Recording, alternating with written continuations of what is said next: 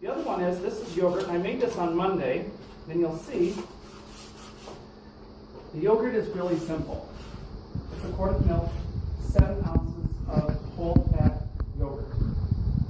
Same thing with whole fat milk. You can use different types of milk, but they will tend to not always work. If you use a goat's milk, you're going to get a much thinner yogurt. If you try to use sheep's milk, you're going to get a much thicker goat's milk. The fat content is a little higher. So this is actually kind of a Greek yogurt because I've strained it, and you'll actually see there's still some liquid that has come out there. But that's one of the things that you're going to get, and it's great.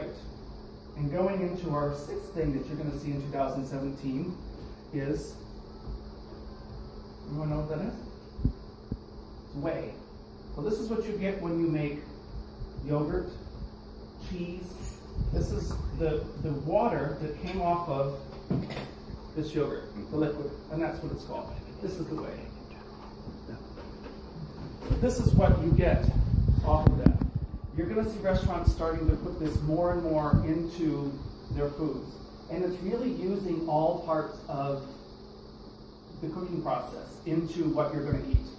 This is high in about vitamin B12, B5, niacin, thiamine, tons of antioxidants and great proteins and things in here. Use this in your shakes if you're doing smoothies, when you're doing vegetables. It has a great tang to it. All right, so the next thing that is going to be, that's in 2017, which it used to be really popular here in Washington probably 30 years before I got here, is French cuisine. So what I did is I picked up some snails, and I'm going to make you guys just a little, this is a little can of snails just from, you can find these at Giant or Safeway, anywhere really. Use the same spoon. You drain off the juice, give them a little rinse. This is some homemade pesto that I have, that I had made up. A little garlic, a little mint, a little parsley, a little basil, a little bit of cheese, touch of pine nuts, basic salt, pepper, and that is what comes out as far as a really good quick appetizer. Put this in a little dish with some crostini or some crackers, and you have really, really nice, quick, and it's sauteed. You see how quickly this comes in? I know you can smell it. Tomorrow they're going to say, oh my God, it smells in here, but just, you know. So that's what it comes out to, and it's actually really, really, this is a great, great fun dish for you to make quick at home. And you see how quick this is. You can keep these and make these. You can add a little more garlic if you don't like certain things. Also, any real sauce that you have. You could add a touch of butter with just garlic and a touch of white wine and keep it real simple. And you guys can, we'll taste those a little bit. Okay. The next thing is going to be cauliflower is going to take over for kale. Well, it's going to try, we hope. I think we've had a long with kale. It's been like enough with kale, but it's a great thing. So what I've done is one of my favorite recipes when doing vegan cooking, and I did a lecture last year at the cooking show down at the convention center. I did a vegan presentation for many people there at the Metro Cooking DC. And this is one of the dishes that I made, and it's super simple. I got a small head of cauliflower. I wasn't sure how many people we have, but we can cut this up and you guys can taste. Really simple. The cauliflower, wash it, dry it, slice it into, you can do it thick. A big cauliflower will probably get you 2 or 3, maybe 4 steaks. This was a small head of cauliflower, so I got 2 little steaks actually out of it. Roast it, a little olive oil, salt, pepper, about 20-30 minutes. It's nice, it's tender, very good. This is just a little bit of homemade tomato sauce. Tomatoes, garlic, a little onion, olive oil, salt, pepper. Real simple. I warmed it up a little bit. You're just going to put a little bit of this on it. Then, chopped olives. Again, lots of great flavors.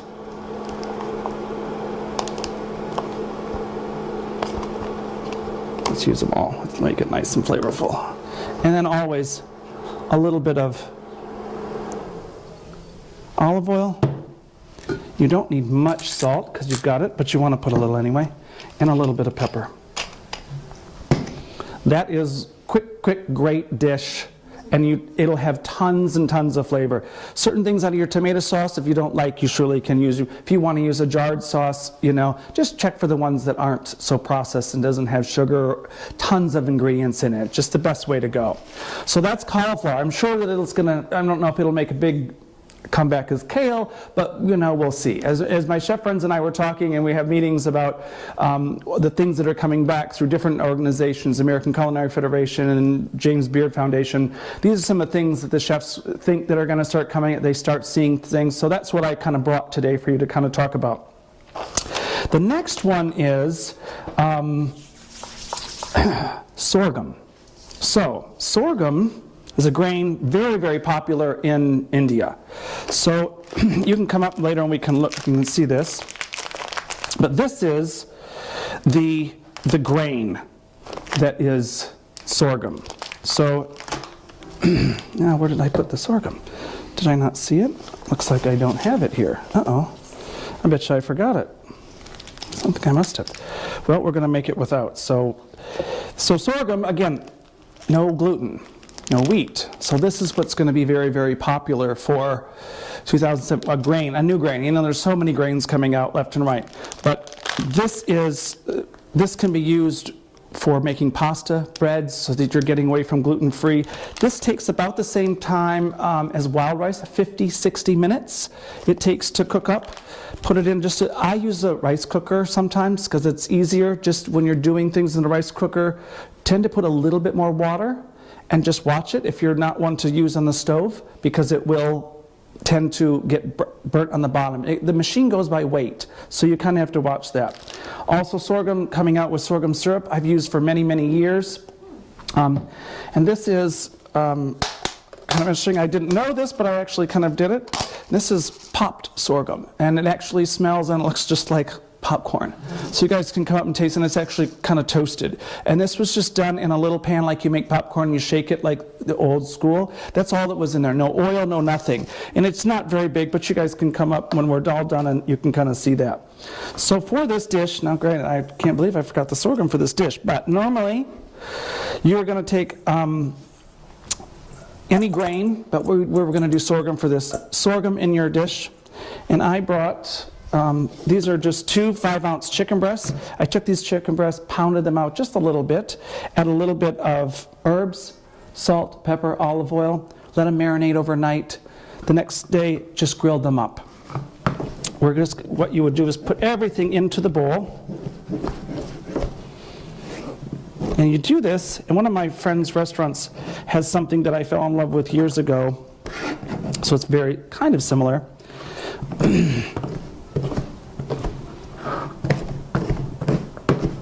Again, you're going to mix even your favorite grain, whatever other grain you have, any really will work. But I wanted to highlight sorghum. And it's funny, I grew up growing sorghum on the farm for the cattle, and we would put it into the feed. So now coming back to it after 30 years later, here we are. Okay, you put this, then we have, here. Of course, I had to give another tout to kale, so I'm putting a little kale in this just because I think it's great.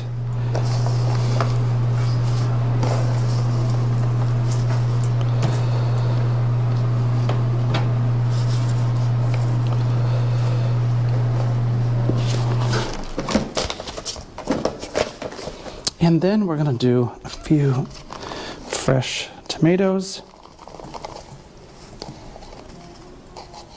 Let's put them all in. Why not? And then again, I like red wine vinegar. You can use any vinegar for this. And really, it's just a little sprinkling. Since there's not the grain, we don't need too much. Always, when you're doing, again, I talked about this last time, when you're cooking, try to use really good olive oil when you're finishing a product. If you're going to cook with it and you're going to heat it too hot, it's going to change the flavor of it. So try not to get, like this little bottle of olive oil is quite expensive. It's from my friend's store on Connecticut Avenue in DuPont, the Mediterranean Way. So I get some really good oil from them. And this is one of their first pressings from Italy. And And you want to get a little, I tend to like salads like this with grains and meat to have a little bit more dressing because it does tend to soak it up, so you want to do that. Some fresh pepper. Have to have a little salt. And you see how you layer things through. You want to put so that the things that you want to have get some more flavors. Tomatoes this time of year, they do tend to be a little flavorless. So you want to make sure that you put those on last and then put the dressing. It'll help give that, and the salt and the pepper can go right into them for that, just for that little bit that you're making what you're doing. It gets a lot of that. And then we're going to put some cucumbers. Since I didn't bring the bloody sorghum, we're going to just put this all in here. And then you just give this a toss. Now normally, like I said, the sorghum would all mix up really good. And you see different times of the year you get different types of kales. It grows different depending on where it's coming from. But this is great. Really, really nice salad. And we're going to put that right out here for you guys.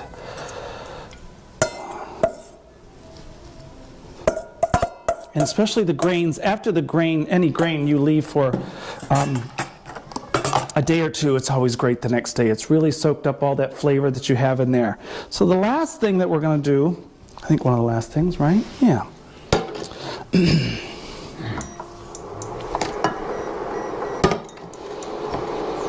So we're going to make, and this is not on the list of my chef friends and found, but I thought I would do this just because it's one of the things I thought was kind of neat and fun, as everybody loves pasta.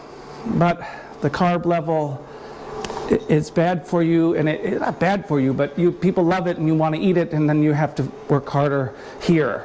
So I thought I would do something that you don't need to work as hard for. And so what I did is, and you have the recipe for this also. This is a fun new thing, and I'm going to use a few things that we already have. I'm going to use the whey, because this has it'll give it a nice little tang. I'm going to keep with olive oil, and we're actually going to add a little olive oil. We're going to add a little bit of onion. Let's do it all. Let's get it all here so you guys can get some really nice flavors. I'm going to add a little bit of garlic. And this is kind of a take on Alfredo, except we're going to use the whey and a little bit of cream so that we can cut back the heavy fat and really make this nice. Because, we're all trying to strive to be a little bit more healthy. So that's what I thought I would do for you. Well, we can't have healthy all the time. I mean, you got to have a little bit, right? I mean, good Lord. So you saute this up a little bit, and this is the little trick. This is bean pasta. So what I did was I took the pasta, the beans. These are green split peas. I put them through my grinder that I would make flour from. I sifted it so that I got the finest parts. I added an egg, a little water, a little olive oil, a little salt, and a little bit of the sorghum flour, so give it a little bit more texture. So all I did, and let it sit overnight like you would pasta, and the recipe's up there. You roll it out till about 1 foot to 14 inches, and it'll get a little snake-like too. And I just cut it up, and it ended up being these little gnocchi-type looking pastas, except there's no gluten in it. All right? So then we're going to add this. We're going to make ourselves a nice little pasta.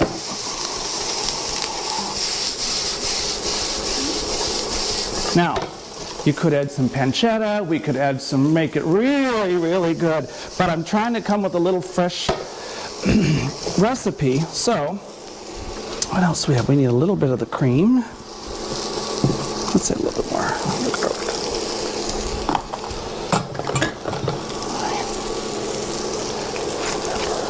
Now one of the things about the making this pea pasta is they're a little bit more tough than you would regular pasta. But the idea is that they also can take a little bit more cooking because it's not pasta, it's beans, peas. So you can use any bean that you really like. And you have to play with the little water ratio because they will soak it up quite a bit. Then what we're going to do is add, where did I put my over here? I'm going to shake this way up just a little bit, because because I want to use this as really to give it some good tang. We're going to put this in here. And this is really going to give it a nice tang. Can you smell how that all of a sudden it changed?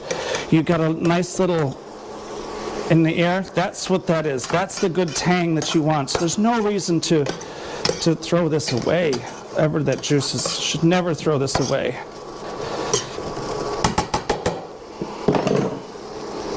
Let's add a little touch more. The good thing, this is like making a little Alfredo, except not quite all the fat content. Okay, and we're going to add just a touch of cream. We want to have a little bit, and I need it to help kind of bring everything together, a little finish at the end. It's probably going to need, I tend not to making pastas. A lot of chefs tell you, which is true, you need to season in different layers and different times. But when you're trying to watch certain things, health issues and stuff, I try to then tend to do the seasoning at the end, because then you can kind of really control it. If you've already put it in, it's already kind of done for you. So. And with this, which is really great, this pasta will really, the pea pasta, it can take a little bit more beating, like I had said. It can be, and it's going to be a little bit different flavor. But again, if you're trying to get away from that, that's what you want. And since I wanted to add a little bit more protein in here, I wanted to make things kind of fun. We're going to add some walnuts. Again, we're trying to get different ways of cooking so that you have lots of good flavors. Getting yourself some protein, and here there's almost no carbs in this. But you're going to have lots of flavors. These are toasted walnuts, about 15-20 minutes, 300-degree oven. Kind of watch a little bit. If you want to really get a good toast on nuts, soak them in water for a few minutes, turn the oven down a little bit, and then you can go through and have and it'll take a little longer, and then just kind of watch them. Give them a turn every so often.